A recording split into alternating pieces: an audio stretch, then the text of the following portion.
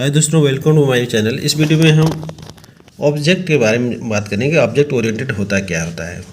तो जावा के अंदर हमने बताते हैं कि ऑब्जेक्ट ओरिएंटेड का मतलब एक पैराडिज्म कह सकते हैं, या तो एक ऐसा मैकेनिज्म होता है जो इन कंसेप्ट को डिफाइन करता है, प्रोवाइड करता है। जैसे इनहेरिटेंस हो गया, डेटा हाइडिंग हो गया, पॉलीमॉर्फिज्म हो गया,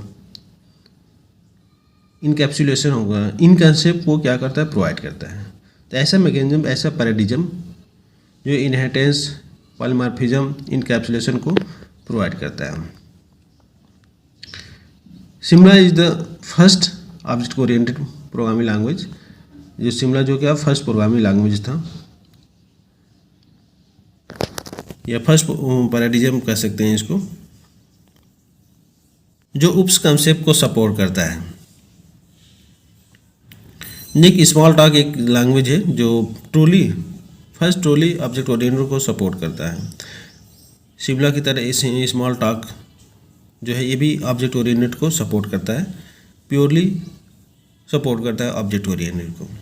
यानी इसके अंदर भी इनहेरिटेंस, पॉलीमॉर्फिज्म, इनकैप्सुलेशन, एब्स्ट्रैक्शन ये सब प्रोवाइड होता है। इसके इन कंसेप्ट को प्रोवाइड किया जाता है इस लैंग्वेज के अंदर। अब मैं जावा की बात करूँ तो जावा के अंदर भी ये कंसेप्ट प्रोवाइड करता है। जैसे ऑब्जेक्ट होता है, क्लास क्या होता है, इनहेरिटेंस, पॉलीमॉर्फिज्म, इनकैप्सुलेशन, एब्स्ट्रैक्शन क्या होता है, ये जितने भी कंसेप्ट है जावा प्रोवाइड करता है। इसलिए जावा को ऑब्जेक्ट ओरिएंटेड प्रोग्रामिंग लैंग्वेज कहते हैं। अब इसमें देखते हैं कि ऑब्जेक्ट क्या होता है। तो ऑब्जेक्ट की बात करूँ तो ऑब्जेक्ट एक रियल वर्ल्ड एंटिटी होता है जो मेमोरी के अंदर स्पेस लेता है, ऑक्युपाई करता है। जैसे इसमें दिया फिगर में दिया है, ये सारे ऑब्जेक्ट है। ऐसा ऑब्जेक्ट जो आपको मेमोरी ऑक्युपाई करता है, जैसे टेबल हुआ, फैन हुआ, पेन हुआ, कीबोर्ड हो गया, बाइक हो गया, ये क्या कहता है, रियल वर्ल्ड एंटिटी है, फिजिकली एग्जिस्ट करता है और ये मेमोरी ऑक्युपाई करता है। इसको बोलते हैं ऑब्जेक्ट। ये भी कह सकते हैं कि आप इंस्टेंस ऑफ क्लास। अब क्लास की बात करूँ तो क्लास क्या होता है, कलेक्शन ऑफ ऑब्जेक्ट, यानी कई सारे ऑब्जेक्ट को कलेक्ट करके कलेक्शन करते हैं तो वो हमारा क्लास बन जाता है। और एक और चीज़ बात बता दूं कि जो क्लास होता है मेमोरी ऑक्युपाई नहीं करता है, रियल वर्ल्ड एंटिटी नहीं होता है। ये एक प्रकार का ये ब्लूप्रिंट हो सकता है या टेम्पलेट है। टेम्पलेट मीन्स एक नमूना है, फार्मूला है, जिसके अंदर मल्टीपल क्लासेस अवेलेबल होते हैं। तो क्लास और ऑब्जेक्ट में यही डिफरेंस होता है कि क्लास क्या होता है कि रियल एंटिटी नहीं होता है, लेकिन ऑब्जेक्ट जो है रियल एंटिटी होता है। इनहेरिटेंस क्या होता है, इनहेरिटेंस का मतलब ऐसा मैकेनिज्म जो है जो एक क्लास की प्रॉपर्टी को दूसरा क्लास एक्सेस करता है। तो दिस इज द मैकेनिज्म जिसके अंदर हम एक दूसरे क्लास की प्रॉपर्टी को हम एक्सेस कर सकते हैं, उसके प्रॉपर्टीज को यूज कर सकते हैं, वो हमारा इनहेरिटेंस में आता है। जिसे फिगर में दिया गया है, जो इनहेरिटेंस का एग्जाम्पल है। अब नेक्स्ट जो है हमारा पॉलीमॉर्फिज्म। पॉलीमॉर्फिज्म मतलब एक ही आदमी डिफरेंट प्लेस में डिफरेंट बिहेवियर करे, वो पॉलीमॉर्फिज्म कर सकते हैं। तो पॉली मीन्स होता है डिफरेंट फॉर्म, यानी एक आदमी वन थिंग डिफरेंट फॉर्म, एक आदमी डिफरेंट प्लेसेस में डिफरेंट बिहेवियर करे, वो हमारा पॉलीमॉर्फिज्म होता है। जो हमारा जो प्रॉपर्टी है उस प्रॉपर्टी का नाम है abstraction. Abstraction means hiding the internal details and showing the functionality is known as abstraction. यानी जो डिटेल है, इंटरनल डिटेल है, उसको हाइड करना, यानी यूजर के सामने शो नहीं करना, वही शो करना जो यूजर को आवश्यकता है। तो इसको बोलते हैं एब्स्ट्रैक्शन। जैसे एग्जांपल की बात करूँ तो फ़ोन कॉल है। फ़ोन कॉल से हम बात करते हैं तो इंटरनल प्रोसीजर के बारे में यूजर को पता नहीं होता है कि क्या हो रहा है, कैसे फ़ोन कॉलिंग हो रहा है, कैसे एक दूसरे से कम्युनिकेशन हो रहा है, ये यूजर को पता नहीं है। नेक्स्ट जो आप है हमारा इनकैप्सुलेशन, जो नाम से पता चलता है कैप्सूल सभी लोग खाते हैं, सभी लोग पता है। एक नाम होता है कैप्सूल, लेकिन उसके अंदर डिफरेंट मेडिसिन इनबिल्ड होते हैं, तो यूजर को पता नहीं होता। तो इसके अंदर क्या करते हैं, हाइड कर देते हैं या रैप कर सकते हैं या बाइंड कर सकते हैं डिफरेंट टाइप के मेडिसिन को। तो इस तरह से ऑब्जेक्ट की बात करूँ तो बाइंड देंगे the code and the data together into the single unit. Code और डेटा को एक सिंगल यूनिट में बाइंड कर देना हमारा इनकैप्सुलेशन कहलाता है। अब इसकी एडवांटेज की बात करूँ तो किसके रेस्पेक्ट में, तो प्रोसीजर ओरिएंटेड प्रोग्रामिंग। एक होता है ऑब्जेक्ट ओरिएंटेड प्रोग्रामिंग, दूसरा होता है प्रोसीजर ओरिएंटेड प्रोग्रामिंग। एक दूसरे से क्या डिफरेंस है? फर्स्ट ओप्स क्या करता है, develop the end maintain the easier. ये क्या करता है, जो भी प्रॉपर्टी है तो उसको आसानी से मेंटेन करता है, उसको डेवलप कर लेता है। लेकिन प्रोसीजर प्रोग्रामिंग लैंग्वेज की बात करूँ तो ये आसानी से इसमें मैनेज नहीं होता है। कोड जो ग्रो होता है प्रोजेक्ट के, यानी जब प्रोजेक्ट की साइज इंक्रीज होता है उसको मेंटेन करना या मैनेज करना डिफ़िकल्ट हो जाता है। नेक्स्ट जो है OOPs provide the data hiding, यानी ओप्स के अंदर डेटा को हाइड कर सकते हैं। जबकि प्रोसीजर प्रोग्रामिंग लैंग्वेज में क्या होता है कि इसमें जो डेटा जो हो ग्लोबली होता है वो प्रोग्राम के अंदर कहीं भी एक्सेस कर सकते हैं, इसके अंदर हाइडिंग नहीं कर सकते। जो प्रॉपर्टी था उस ओप्स में कि हम किसी डेटा को या फंक्शन को हाइड कर सकते हैं। थर्ड है कि ओप्स प्रोवाइड करता है ability to simulate real world entity, यानी क्या करता है, रियल वर्ल्ड एंटिटी को शो करता है, दिखाता है। लेकिन ऑब्जेक्ट प्रोसीजर लैंग्वेज में ऐसा नहीं है। ये कुछ एडवांटेज था इस ऑब्जेक्ट प्रोग्रामिंग लैंग्वेज को लाने का, जो हमारा इससे पहले प्रोसीजर प्रोग्राम ओरिएंटेड प्रोग्रामिंग था उससे डिफरेंट था। यही मेन डिफरेंट था कि दोनों ये इसी कारण से लाया गया। अब देखते हैं ऑब्जेक्ट क्या होता है। तो ऑब्जेक्ट एक रियल वर्ल्ड एंटिटी होता है। और एक और चीज़ बता दूं कि ये मेमोरी के अंदर स्पेस ऑक्यूपाई करता है। ऑब्जेक्ट क्या होता है, इंस्टांस ऑफ क्लास का एग्जांपल हो सकता है और मेमोरी के अंदर स्पेस स्पाई करता है। रियल एंटिटी बताया था कि ऑब्जेक्ट हमारा क्या रियल एंटिटी है। जैसे मान लो ये एग्जांपल में दिया है, पेंसिल है, एप्पल है, बुक है, जो मेमोरी के अंदर स्पेस ऑक्यूपाई करता है और रियल होता है, इमेजरी नहीं होता है, रियल टेम्पलेट नहीं होता है, ब्लूप्रिंट नहीं होता है, रियल होता है। जो रियल एंटिटी होता है वही हमारा क्या हो, ऑब्जेक्ट होता है। अब देखते हैं कि इसके क्या कैरेक्टर है, ऑब्जेक्ट के क्या क्या कैरेक्टर। तो फर्स्ट है स्टेट, यानी एक ऑब्जेक्ट का नेम हो सकता है, वही उसका स्टेट है। बिहेवियर, वो ऑब्जेक्ट कैसे बिहेव करता है, वर्क क्या कर सकता है, जैसे डिपॉजिट, विड्रा। और तीसरा होता है आइडेंटिटी, यानी उसका आइडेंटिटी क्या है, नेम क्या है, आईडी क्या है, ये उसकी आइडेंटिटी को डिफाइन करता है। तो तीन चीज़ होता है ऑब्जेक्ट के अंदर। पहला होता है स्टेट, बिहेवियर और आइडेंटिटी। अब आते हैं क्लास का होता है कलेक्शन ऑफ ऑब्जेक्ट होता है, रियल एंटिटी नहीं है, मेमोरी के अंदर उस स्पेस ऑक्यूपाई नहीं करता है। ये कलेक्शन ऑफ क्लासेस होता है, ये एक कलेक्शन ऑफ ऑब्जेक्ट होता है। एक क्लास के अंदर बहुत सारे ऑब्जेक्ट हम बना सकते हैं।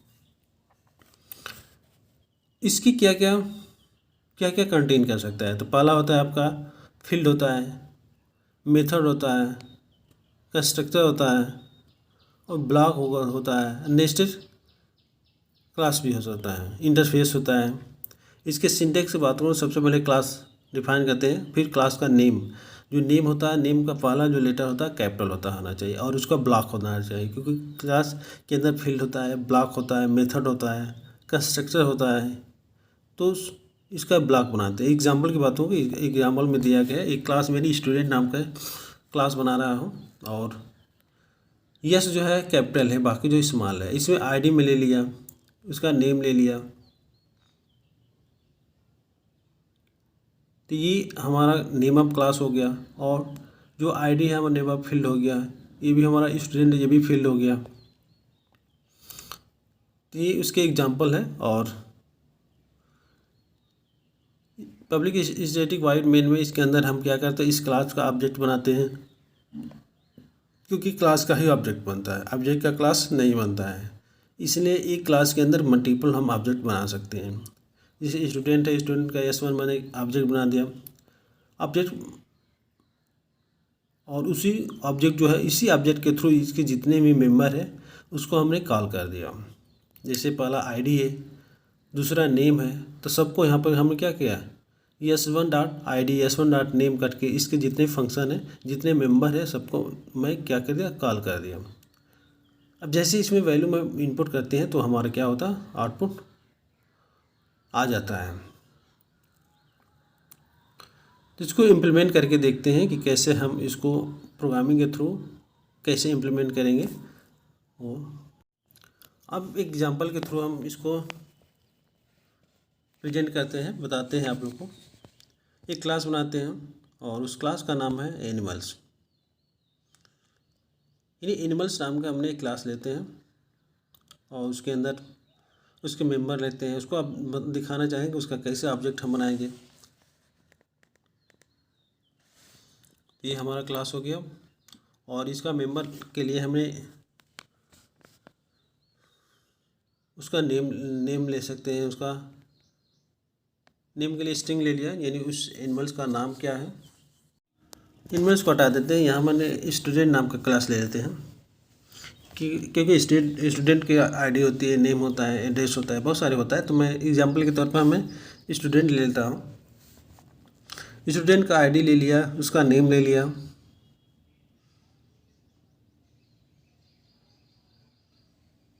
अब पब्लिक स्टैटिक वॉइड में एक दूसरा क्लास लेते हैं,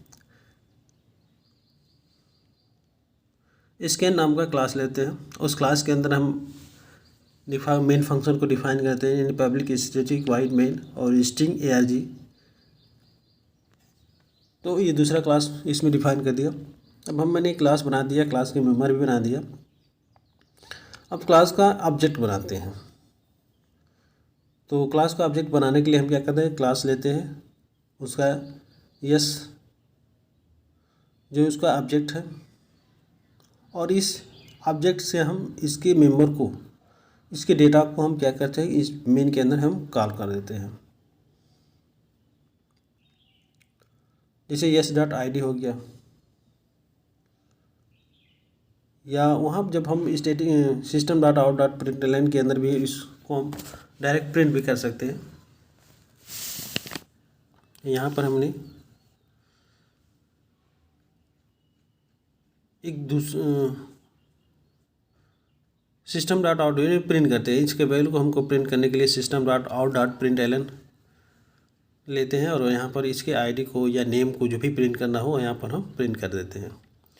तो yes.id हो गया, ये नेम हो गया, यहाँ से हटा देते हैं।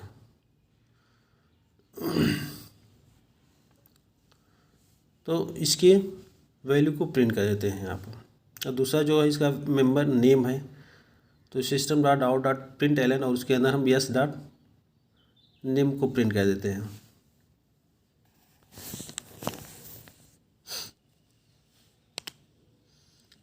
yes.name।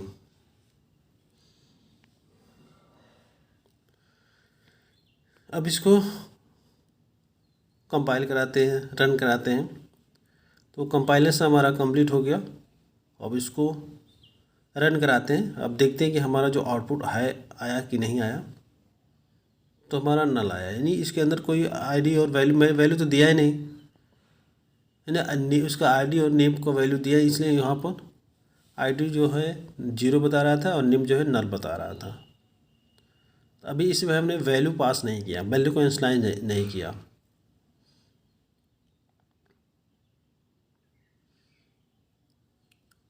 जब इसमें वैल्यू को इनिशियलाइज, अब देखते हैं कि हम किसी क्लास का ऑब्जेक्ट बनाने के लिए 3 मेथड है, 3 वे। पहला by reference, by method, by constructor, यानी 3 विधि से हम इस क्लास का ऑब्जेक्ट बना सकते हैं।